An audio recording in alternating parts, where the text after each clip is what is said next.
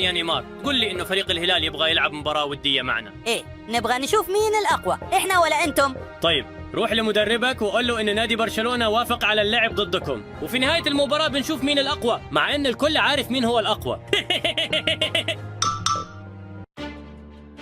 قلت ان هانز فليك مدرب برشلونة وافق على المباراة، لكنه سخر منا، يعني انه يحسب المباراة بتكون سهلة عليهم. خلوا يسوي اللي يبيه، واحنا بنوريهم في المباراة مين هو فريق الهلال. طيب يا جدي خيسوس، أعدك إني بسوي كل اللي أقدر عليه عشان نفوز عليهم. كذا يا نيمار، ابيك تكون قدها وقدود. المهم انا بروح اعلم الصحافة ان عندنا مباراة ضد برشلونة.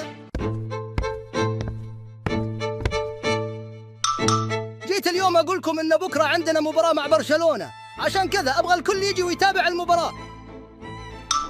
مباراة ضد برشلونة؟ الهلال بنجلد لو لعب معهم. حتى ريال مدريد وبايرن ما قدروا يفوزون عليهم. شكلي بضحك عليهم كثير.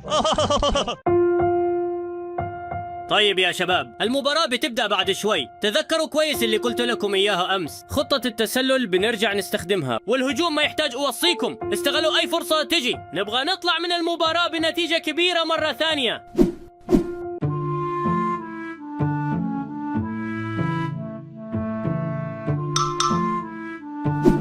اصحوا يا عيال، ليش خايفين؟ تراها مباراة زي اي مباراة ثانية. بس يا مدرب، تتوقع نقدر نفوز على برشلونة؟ الحين يعتبر أقوى فريق في العالم. يا هطف، هذا بالضبط السبب اللي خلانا نلعب ضدهم. المهم ابغاكم تركزون زين، انتم رجال وقدها، اذن نقدر نفوز. يلا نصنع التاريخ ونطلع فايزين على برشلونة.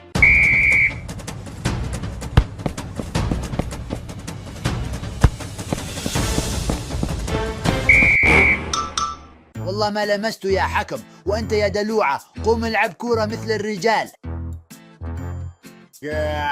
البليهي بيجيب العيد إذا ما ضبط نفسه.